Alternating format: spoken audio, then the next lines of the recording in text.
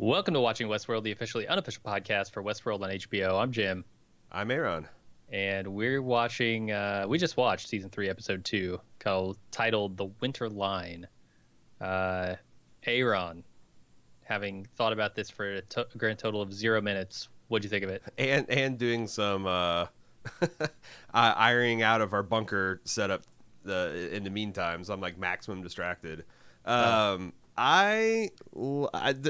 okay, there.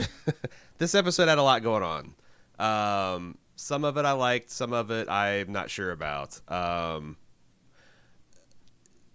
thought some of the big idea stuff and how they made Maeve's experience in the simulated world like interesting was neat, and I thought that was cool how they did that.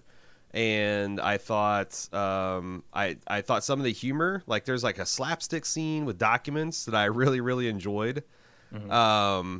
But then that double D's cameo, Huge mistake. you know, sometimes like even if you're the type of person that enjoys fart humor and like if your buddies or your mate like cuts a fart, it's like it's fun and games, it's fart, it's fun. Every once in a while they'll rip one so fucking rank that just hangs around and it just makes you angry.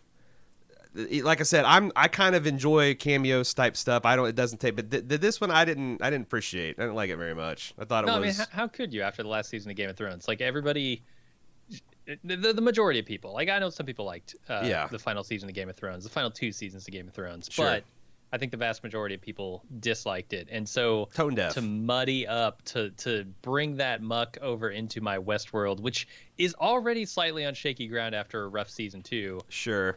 it feels real silly. I didn't like anything about it. Yeah, and so that I didn't like, and then I thought some of the stuff with Maeve monologuing about being in a simulation bordered on self-parody. Yeah, you mean the Rick and Morty episode we watched just now? Yeah. But Hey guys, wait 1 second. I What? don't think the stream is working. Oh, What? well, this is a big bummer. Stream's not working. See, it says as playback error. No, I can't see because like you turned the screen that was blinding white, and What's gonna be funny is it's actually working, and everyone is seeing this. uh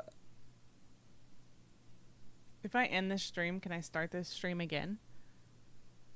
I don't believe so. it's people say they can see it. Can they hear it? So it was on the screen for 10 seconds, and then it errored out. And then you can see here that this isn't working. Yeah, refresh it though and see what happens because some people are saying it is working. Maybe. Oh, okay. All right, they're saying looks it good is to me. working. Yeah. Well, back- damn. I go back- figured that was the case. Sorry, guys. I don't know All what right. you were saying at the time. You can Sorry. continue. Shit. Something about Maeve talking about the simulation theory, the Rick and Morty episode. Oh, yeah. So like, I actually liked the. There's like this dual mystery of, Maeve is in War World and she's trying to escape and she's not in a spot she should be so that Bernard could get her. And we thought, like, I thought that my understanding of that stuff like pivoted 2 or 3 times. I thought was kind of like, at first I'm kind of rolling my eyes like, oh my God, I can't believe I have to put up with deluded Maeve. Then I'm like, oh, Maeve's not deluded, but everybody else is. Then the simulation thing, and then Bernard and Stubbs trying to track her down. I thought that stuff was actually pretty clever and made something that I thought would normally be tedious, which is watching deluded Maeve or Maeve stuck in this deluded park world, kind of interesting. I also and as dumb as I thought the Double D's cameo was, I thought Stubbs playing the like, Stubbs, you're a host? Well, yeah, no shit, was pretty. I like that. And thank God we got on the same page last week, or we'd look like horse's ass, huh? No, I didn't. I never did. But apparently Stubbs is a host. That's fine. All right, horse's ass. Here's the other thing I love about that. They give us sort of one last opportunity to get some glimpses of characters that we really love, who presumably aren't coming back, like Lee. Mm-hmm. Lee has long been one of my favorite characters in the entire show, and getting to see him one last time, or I assume one last time, was pretty fantastic. So Yeah, I appreciate what they did there with the simulation stuff. They seem to really, really, really want to tell a very messy story. Hmm. And they did it in season 1, they did it in season 2. It's had varying degrees of success. I'm willing to sort of give them the room to maneuver in that Hmm. space this season, but I'm really hoping they don't go as far with it as they did last season.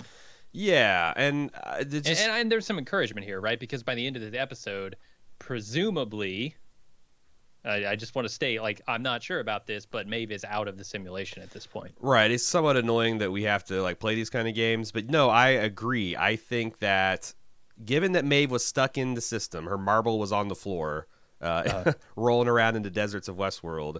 The fact that they got her out of it again in a single episode narrative, which was pretty entertaining, I think is amazing. As assuming that she is out in the real world and she is going to be like this antithesis to Dolores, or maybe the middle path between Dolores and Bernard.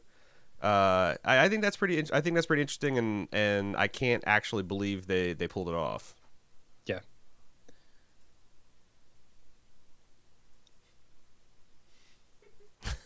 Is everything working? Yeah. Okay, Seems like it. guys, I want to say, okay, this is what you're paying for, because we haven't worked out all this technology works fine, but the logistics are not fine because Cecily's over here trying to compile Westworld feedback while I'm trying to make eye contact with Jim, and like it's I see a lot of flashing lights. yeah, it's like we're gonna have to work something out. I might need yet another fucking monitor. Could you turn the monitor she's using off? I'm not well, but then I can't see you. And it's weird because I keep on like I feel like I'm just monologuing into a blank screen, and I'm not sure when you're like trying to cut me off or. Yeah, I feel you. Yeah, I'm gonna turn the screen off. I'm gonna turn my screen off, and oh, there we go. See, on the fly, we're learning. We're learning All right, on the fly. I'm going to talk a little bit about Lee here. Please talk about Lee. So, speaking of Lee, one of my favorite characters, there were a couple of really good lines in this episode, and a very playful spirit when it comes to him and Maeve.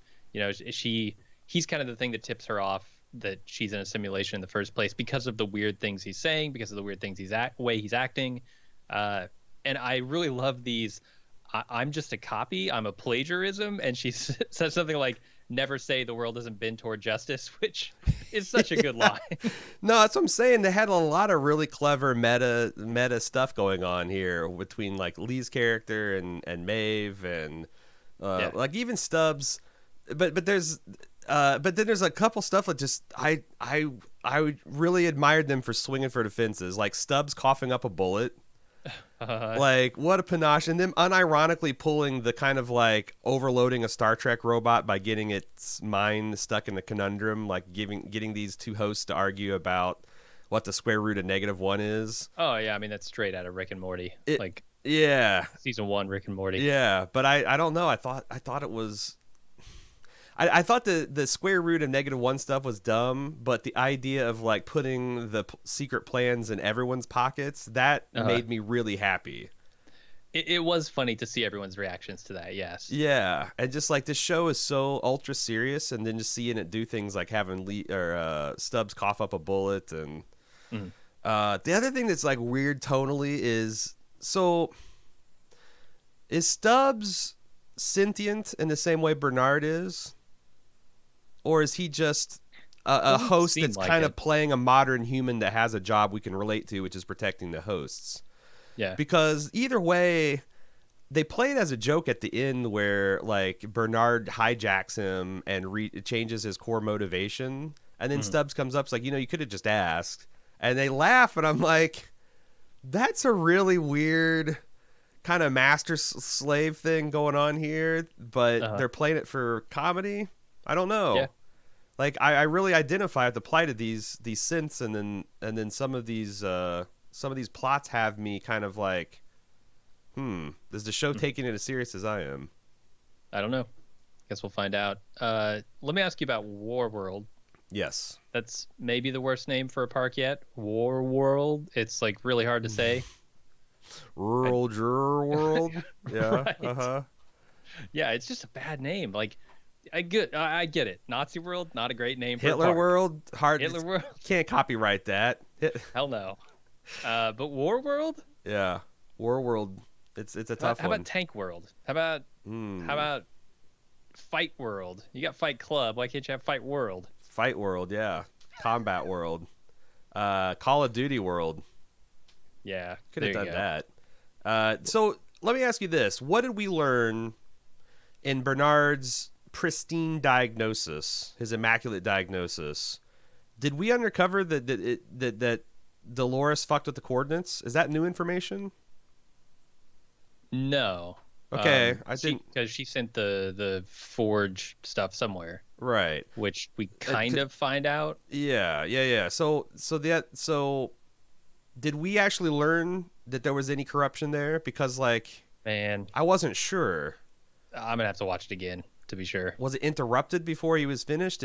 I don't know. I felt like that they emphasized the change coordinates, but I thought, because I just watched this last week, I thought that was a line from last season. But I don't know. That's the thing about the instant take. That's just my hunch. It's my gut. Yeah, we'll do the research. We'll look into it. I got one more thing about Warworld. I can't get off Warworld. Warworld is also just so generic. It's so fucking generic because you could put that in medieval world. You could put that in Westworld. You could put that in the feudal Japan setting. Warworld means nothing. What is it? Modern day war? Like when you tell me, "Hey, we're going to Warworld," and I go, "What the fuck is Warworld?" What decade or two out of the last millennia has the world not been at some point at war? You know? Yeah, we talking Vietnam, Korea, World War One, Two. Yeah, Yeah, it's silly. But what are you gonna do? There's the other thing I want to point out is I thought the Maeve escape with her marble scene. I just watched a video of like Boston Dynamics, like 10-year progress between the one guy, he's like tripping over, just walking over unbroken, and the new one they got that's like fucking parkouring through this hellscape and doing gymnastics routines. Yeah, it's wild that this fucking simulated shit is less impressive than the thing that I actually saw in real life, and they're not even connected to wires anymore. They're all self-sustained batteries. Like this shit. Yeah. I'm not saying the robots are going to kill us like tomorrow, but they're definitely going to kill us in like 50 years. Oh yeah. I mean, we have no chance. Yeah, I mean, this between this and Picard, like, I feel like the AI, it's just what are we doing? Burn it all down. Especially if we're as dumb as all of the guards. Like that is a Westworld tradition at this point. Like guards are just fucking idiots. If you're part of the security force in any capacity, you are just too dumb to live. Yeah. You most of the time you don't live because you're so dumb. They did a lot of that in this episode, and I really was disappointed that they haven't learned anything from the way that they staged things in the last season. Except for the meta excuse is that this is a dumb simulation. This entire simulation was just as sophisticated as like a prostitute in, Maeve's whorehouse. We're talking about a... Sorry, I'm too tired to come up with all the sex worker, any of the sex workers in Maeve's business of sex shop. That's completely legitimate. I support 100%. Wow. Yeah, I don't know, but then you go to like the facility where they're keeping all of these robots and this very high security thing where they're running this simulation of the forge or whatever it is, and you got guys with machine guns that do absolutely nothing to this robot. Yeah, man, they were programmed shit. I'm sorry. He's lost I'm his shit. Sorry. I'm trying to hold it together.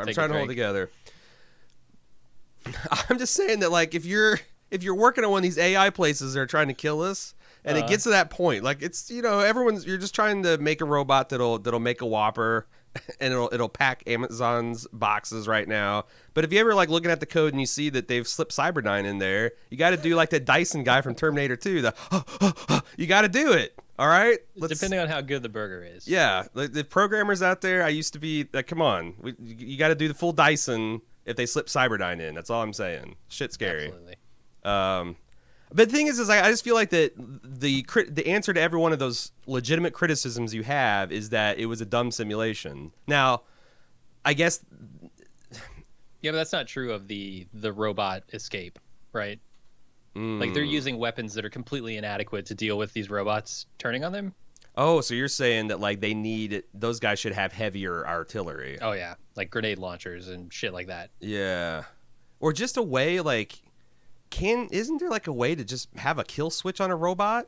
Apparently, Like there's one in this episode. Yeah. Like Maeve has super user access to the point that she can't be physically locked out of anything. And also, and yet she's turned off by a switch. Yeah. So that's because I had a couple other criticisms about like the idea that Maeve would be allowed to go off script in this simulation world where they're trying to do one particular thing and then not instantly shutting it down. But I'm now starting to think that it was more of a test of her capability, and escaping was. This might be obvious to people, I'm sorry, but I'm like putting together in real time that like Sirach he heard rumors of her, and he had arranged to have her mind stolen, and he wanted to see what she was capable of before he enlisted her. So this whole simulation wasn't about getting anything out of her. It was more about seeing if she could escape it. Yeah, seeing if that bulk apperception slider does anything. Yeah. Okay. Yeah, that makes a lot of sense. Yeah. Anyway, I am excited. Are you excited for the Stubbs and Bernard traveling roadshow that this is promising? Oh yeah, for sure. A Stubbard? Is that the couple name? Stubbard? Stubbard? I don't like it. Bernubs? Bernubs. Much better. Bernubs is the one we're going with for sure. Hell sure. Yeah. The Bernubs traveling roadshow. TM. What else do we want to talk about? I don't have a lot more. Like I said, I need to see this thing again because there was some stuff in there that it's hard because you can't pause and rewind because we got the show to do right after it. So I definitely missed a few things that I'm looking forward to checking out on second watch. Yeah, I did like a lot of the dialogue of Sirach where he's like, our history is like the ravings of a lunatic, which if you think about, like we just talked about, like how few years the Earth has spent at peace since like humanity like got their bulk apperception up, beyond zero. It is kind of crazy, None of this was planned. Yeah, I'm so easily distracted because in that scene, all I could think of was there are so many fucking bugs flying around this man. He's really going to cut this apple open in the middle of this bug feast. Did you see the bugs? Oh, God, you could see the bugs. I just filtered it out, man. No, they're everywhere. Oh, my God. Watch that scene with your bug vision. You'll see them. I can't believe they're going to try to get that man's apples. They sure are. Why would you put a dining table out there? I don't get it. You know what? That's a clue that we're still in Westworld because it's all about the flies. That's right. Simulation. You can't hurt him. He's a host. It's simulated turtles all the way down, man. We're never getting out of these simulated turtles. Any idea what medieval, or I guess Park 4 is going to be called? Is it going to be called War World also? Medieval edition. Probably Medieval World. Castle World. Reasonable. Dragon World. Maybe Dragon World, yeah. Fantasy World. Fantasy World would be cool. It's pretty non-specific too. Yeah, because like you say medieval world, people might be like, dragons, what the fuck? But if you say fantasy world, then you got something. It would be called Martin World. Oof. Well, I was wondering because I think, of course, this is again instant take. I haven't been able to research this, but I thought I recognized some other Game of Thrones props in the background. Like I think that red dress was one of Cersei's. It might have been. The suit of armor right next to it, I don't think was, but it wouldn't surprise me. They got the double D's there and fucking Drogon. It wouldn't surprise me that they would put a couple other Game of Thrones props in there. Which, you know what? If it was just the props, no stink face.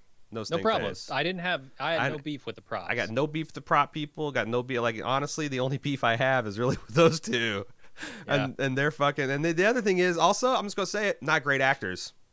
Not great actors. They did a shitty job of being bored, disaffected. Like you are trying to act off Felix and Sylvester. They're pretty good. They're pretty good at the like dumb fuck Delos corporate employee stooge role. Double D's, you can't. You weren't believable. You weren't believable as stooges, which is unbelievable that you weren't believable as stooges. So, got that off my chest. Are we ready to get to the instant talk portion?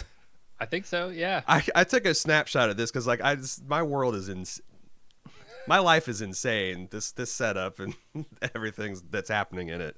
Let's go to the Westworld instant talk. This is the point. This is the part where we. lose our shit. Yeah, or the producer just laughs openly at what a ridiculous human being I am.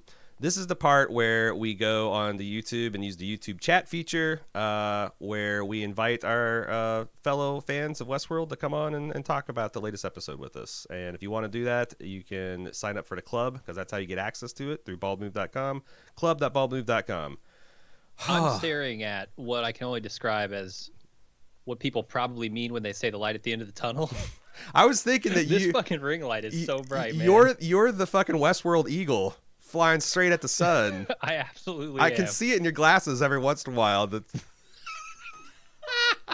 It's so bright. It's so bright. Oh, I'm sorry. We'll get this shit figured out. I'm sorry, folks. This is very. Actually, it's really working well. It's just we didn't think about the process part of it. Anyway, You look amazing. You really suffer for the art. Your skin tone, my God, it's never looked better. Let's get on this instant talk. We've also got a second camera on you, which means that I'm seeing like a really shitty version of you. Yeah, like a deep fried. Yeah, you're a deep fried Aaron right now. I know. I'm gonna post this to Twitter. There's this picture of my point of view as soon as we're done. You're a millennial just stepping off of a Florida beach. Jeff's up. Did you get the PSA? At the beginning of your like a viewing? 1 minute long CDC commercial. They really should let HBO shoot that, because they should have had the double D's in it. Yeah, just saying. Yeah, should have had Drogon sterilizing everything, like he's a living autoclave. Jeff's up front. He's got says something about the double D's. I'm still mad about the. I don't know. I think there's a weird edit here. I think he's in something like "fuck the double D's." I'm still mad about that. Haha. The drone that ran with Maid's brain pod is pretty cool. Yeah. Yeah. Said it's general that Boston Dynamics shit is, if anything, more impressive than the synthetic thing running around. Although I did like its head design. Yeah. That felt like a really comprehensive sensor suite just by the look of it, and kind of like a slightly future tech. It's nice. I liked it. Good design. A Wookiee. The cameos are definitely great, and damn, Thandie Newton looked stunning in that white dress. Yes, she did. Not very many people can fucking pull off a paper white, crisp white dress like that, and she's got the shape and the skin for it. So what do we think of the name of the World of Dragons? Fantasy World? I think Jim nailed it there. Yeah. Rob says, I can't think of another time a show lost me, got me back, lost me, and still got me back within one episode. I feel that because there's a couple points where I'm like, what the hell am I seeing? And then like, oh, that's what they're doing. Okay, cool. And then like fucking double D's. And then, from the slapstick part with the orders on, I thought it was a really good episode. Killer Toast says, Sarek seems to have given the world over to Rehoboam, rather. He said he wasn't in charge. The history now had an author. He did give the world over to Rehoboam, and he says that Dolores is the destruction of the world, or at least destruction of the world for humans. Any analysis on that? Yeah, I don't know if this guy is fully given over control. Because, I mean, look at him. He's a guy who wants to be in control. He tries to hire Maeve to do a job, and when she says no, he reveals, oh, actually, he has ultimate control, and he's going to sort of wait her out. And then I can't see that not extending to Rehoboam as well. So I'm sure, like, he's letting it do its thing, but I bet he could step in if he wanted to. I'm still on the Rehoboam is hosting the Forge Paradise World contents, and there's all these robots inside. Okay. All these robots in Robot Heaven that may or may not be subverted, being subverted to Dolores' side, or like indoctrinated or brainwashed or something. Because like there's something. I think there's some conflict in Rehoboam. They've hinted. I think I'm saying that by just skipping the second syllable now. This is Rehoboam. Yep. Roboam. That there's some conflict that like no one knows how many processes it got. There's a whole bunch of like hints there that there's more going on. I think it's hosting that Valley Beyond. Yeah, we'll see. Do you want to talk about the next week on? I didn't watch it, actually. because if you watch the if you watch the next week's on and you think of it in terms of the theory that Hale is being hosted by a 1.0 version of Dolores' software, it's pretty fucking compelling. Also very creepy and scary. I want to throw that out there. Haley says, is anyone else as surprised as I am to be excited about the lesser Hemsworth sticking around for a little while more? I felt like Stubbs as a character got 100% better in this single episode. That was in my notes, and if I have to say it, Haley, I think we got to get away from the lesser Hemsworth. Like, look at that beef. That's not lesser. Like, he might not be the bester of the Hemsworth, but I don't think he's the least at this point. What's who is the Hunger Games? Liam? Yeah, he's at least Liam. Those go together like a hand and glove. I don't know. I'm excited to have Stubbs back because he seems like a grounding point for everything. Like he doesn't truck with bullshit. Yeah, a lot like Elsie was, you know. So yeah. I'm kind of excited that he can sort of bring everything down to the ground when it gets all too heady. Yeah, he's just like a big fucking boulder, just a rock of Gibraltar. Yeah. I really like Stubbs. Like to see him going around. I really wish I knew what would kill a host. A bullet right to the vertebra wouldn't do it. Mm-hmm. Bullets to the head don't do it. Although it kills them, it deactivates them, but it doesn't kill their marble. What would kill a marble? Like, if I directly shot that CPU, is it armored such that I couldn't do that? It has to be. Well, do you mean Maeve? Are you talking about Maeve? Because she does that inside the simulation, right? Right, but they do that all the time. People get shot in the head all the time. It doesn't destroy their marble. I'm trying to think. So it's like, but it deactivates them. Like Teddy got shot. He shot himself in the head. Dolores pulled his marble out, put it into the Valley Beyond.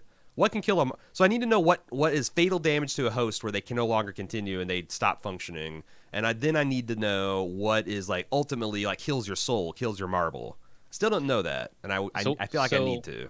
I think my assumption is that the marble is like the memory device. Mm-hmm. It's like putting RAM inside your CPU. Sure. And maybe the marble is just like super dense and super hard. It's like so. Is there nothing that can kill it? Like if you, maybe just, like again, if Dolores like falls into a pool of lava, she done, or like are they gonna have a scene of like Mecha Teddy coming in with his robot hand and like getting the cooled lava and dusting it off, and there's the fucking marble. I don't know. Don't we need to know this? We do need to have some stakes with it. All right. Yeah. Charlotte says, I think the showrunners are realizing it's okay if some people figure things out ahead of time as long as the underlying narrative is compelling. The lesser Hemsworth wielding the axe was so satisfying. A Thor reference. Oh yeah, that was a good reference. Yeah, I'm still flabbergasted by he doesn't want to shoot these people, but he will cut their limbs off and chop them into little bits with an axe. But he didn't kill anybody. That's the whole thing, is he was trying not to kill the humans, right? I think he slashed a few people. He shot a few, but like I think he was very Arnold Schwarzenegger in Terminator 2, like kneecapping people. Like they'll live. Yeah. That's why he went with the axe over the gun and why he told the guy to run. It's weird though, because like, is he programmed to defend the host at all costs? Or is he programmed to defend the host up until it might mortally wound a human? You can cripple him, you can scar him, maim him. Yeah. But good question. I don't know. Hopefully we'll get to know what his limits are, because what use is he going to be in the real fucking world? It's like, all right, Bernard, here's the deal. If I can get you out of a sticky situation by breaking some fingers, dislocating some shoulders, breaking some orbital bones, I'll do it. But gotta spill some human blood. That's the big man said no. Big man said no. She also says maybe maybe Gurm can test out his thoughts in the simulation and see how fans react to his ending. That would be nice. That'd be nice, because I think that's got to be. It can't be good for the writer's block to see a shitty version of your idea completely panned by people. I don't know. Hopefully it's motivating to him. Hopefully he gets angry about it and wants to show everybody, here's how my books really end. Yeah, I mean, like, you can't do worse. I mean, you could. I don't encourage him to try. You could, but like, the bar is really low at this point. Yeah. Red Jack says Lee Sizemore writing the last season of Game of Thrones makes a lot of sense. There you go. The Double D's are just living in simulated Sizemore's world. Uh-huh. While 1,000 people were debating about the square root of -1. So I get it. When you got that limit, that much processing limits, shit's gonna break bad. Clarky says, I think the one trail of cookie crumbs are whatever Dolores did to Bernard. When Bernard was scanning his memories, we saw some new things happening during the creation of New Bernard. Yeah, that's the thing. Like, there's going to be a ton of analysis of those scenes for everything that's new versus not new. But it's impossible to do it in real time. It's like, I know that's significant, but I'm like, the stuff that they highlighted, I thought I already knew, so I wasn't sure about it. It's probably already out there. People have had weeks to write up reviews on this episode. Yeah. He says Maeve's weird ass monologue in the Forge is over the top for sure. Yeah, just the whole like, wait a second, we're in a simulation. You're not real. None of you are real. This whole world isn't real. This is a simulation that I'm stuck inside. World without boundaries, and yet I'm in a cage. Like, oh my god, we get it. Clarky says, I'd like to get Jim and Aaron's opinions on the sound mixing this episode. I feel like both this episode and last have been really hard to hear some dialogue. I didn't have trouble this time. I listened. I watched this in my living room. It's got a nice sound setup. Got this Sonos system that they gave to us a couple of years ago, and in fact, I thought they were doing some nifty things with the sound balancing as far as like when they were doing gunshots and whatnot. And when they were sneaking around the city, they were doing some like Dolby 5.1 things. I thought were pretty good. But I have a problem. No, I don't have a problem hearing the dialogue. No. Finally, he says if Westworld really wanted to rub salt in the wounds, they should have had a direwolf instead of a dragon. Yeah, like all of the direwolves just there chilling out. Like Lee comes back with a pet and it's a direwolf and it's in the whole episode. I mean, it's funny the Westworld, the Double D said they couldn't afford to animate ghosts because it would break the budget, and this thing threw in like 5 seconds of Drogon just as a joke. I mean. Yeah. They just hate direwolves. They just hate direwolves. There's something wrong with them. Regardless of what you think about the quality of the storytelling quality, the ending of Game of Thrones, there was some real big spectacle there. Oh yeah, stuff on par with films. That cost $200+ million, which makes you think: would 15 seconds of direwolf break the bank? I don't know. Yeah, I'm not sure. Jamur 3040 says Warworld felt like someone just threw the project at someone who couldn't be bothered and never gave it a real title. Lee. Yeah, I mean, Warworld is Lee's creation. A simulated dumber Lee. So yeah, and real life Lee pissed on the got drunk and pissed on a table, an electronic table. So pretty dumb. The writing for Serac and the actor himself both do a really nice job capturing the same kind of calm, collective genius vibes Ford gave off, but with like this guy looks shifty. I mean, that's why they cast him, and he's always a spy or a thief or some kind of sophisticated underworld guy. He just exudes that kind of like, I don't trust this guy. I'll take my chances with Dolores over this guy. I don't like Maeve. I don't like Maeve with this guy. Especially with him having an off button for her. Yeah. No, I don't know what else I've seen this guy in. I keep wanting to call him the Merovingian, even though I know he's not. Yeah. He was the jewel thief in the second Ocean's movie, Ocean's 12. Okay. He also, I'm pretty sure he was one of the like Euro bosses villains in like a Fast and Furious or maybe Transporter film, or maybe both of those. And maybe right. 3 or 4 roles just like that. Like, I think he was in Gone in 60 Seconds, The Italian Job. Yep. Leon the Professional. Yep. I think he played Leon the Professional. Yep. For sure. For sure. It's one of his first roles across from Natalie Portman. Oh, and I think he's the Merovingian. He's also the Merovingian. Yeah. For sure. He looks like the type of guy that wipes his ass with silk. For sure, right? I mean, Are that's you a saying he guy. wiped his ass with that dress? Absolutely, absolutely. There's a big brown streak on the back of it. As soon as he pauses it, he's like, it's like I need some. I'm out of paper. It's the Corona thing going around. Zeke says, "How is Westworld decomposing while War World is the exact same thing?" I don't know what that means. How is Westworld decomposing while War World is? Oh, I think it's because. So my take on this, Zeke, and you tell me what you think, Jim, is that Westworld is like radioactive as a brand. And they're trying to spin it like, well, Westworld is the problem, but all of our other parks are fine. Yeah. So, like, Westworld is, like, completely abandoned, and they've shut it down, and they've moved all the techs away from it. And they're concentrating, because also they lost a lot of employees. So they're redistributing everybody to the other parks that are actually... And honestly, that's the other thing, is, like, a lot of these things that are stupid... you have to remember are because the Hailbot is deliberately engineering them to... everyone's protesting like, this is dumb, this doesn't make good business sense, this is a misuse of resources, etc. And she's just like, well, I don't care. Because the computer's on my side, and Dolores is making me do it anyway. So anything that sounds like it's dumb or doesn't make any sense as far as Westworld's management and rushing everything back to the table, it makes sense if you think that Dolores is doing this for her own ends. Maybe she's using Delos to build her a new army that she can take over. So she's having them ramp up post-production and mine production, and she can, maybe take all the liberated people from the Valley Beyond and give them a chance to fight for her, or maybe she'll draft them and force them. I don't know, but I think that's where they're going with it. I want to see, what do they call the feudal Japan world? Was it Samurai World? Was it Samurai World? I think, yeah, that sounds familiar. Can't remember. I want to see what that looks like, because there was also Shogun a lot World? of hosts. Shogun World. Yeah. There were also a lot of hosts sort of off the reservation there too, right? Right. Yeah. It's not like the rot was just in Westworld. No. Those violent delights were having violent ends everywhere.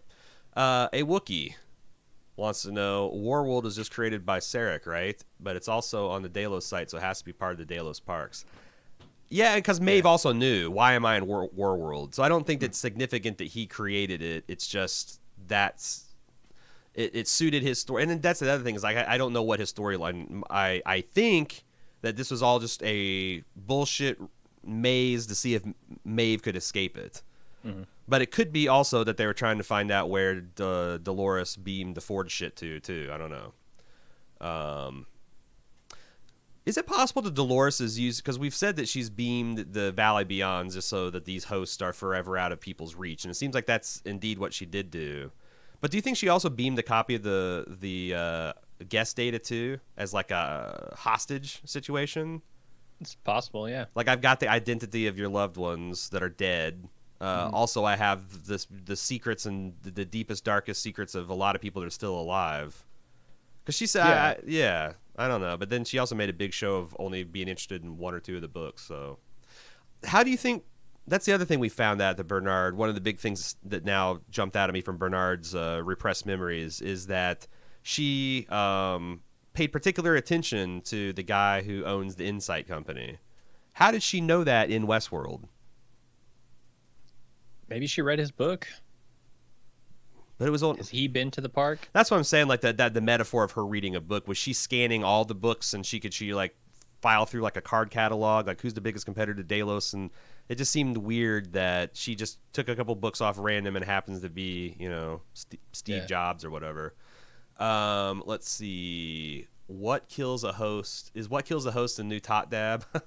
So if you don't know, that's an acronym I came up with in Mr. Robot. So and in Mr. Robot, it was the economic world. I found the particulars very unrealistic, and it was that one thing that drives Aaron batshit.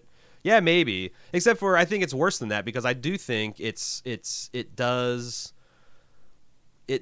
drain quite a bit of the drama. It's like Superman comics are rarely about putting Superman in danger, because that's almost like a joke. It's more about, Superman being immortal and invulnerable allows you to have other thematic kind of interesting stories about him.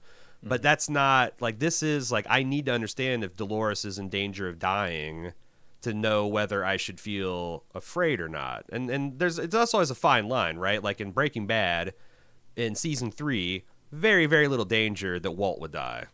Probably not much danger, Aaron Paul, but they could still engineer situations where you could feel that they were in danger because you knew that they were humans and, like, if an explosion went off, they would die, right? Yeah. This is different in that, like, not only do I not think Dolores is going to die in any situation because she's one of the title characters of the show and the show's not over, but I don't even know what the fuck is capable of killing her. Yeah, I don't know when I should feel like she might be dying, Yeah, right? like if she's dangling over a vat of acid, or boiling water, or molten lead, or like a compactor that would smash her down to like a half-inch cube. Like, yeah, anything you've seen in Terminator. Yes, thank you. Liquid nitrogen. Does liquid nitrogen kill Dolores? I don't know.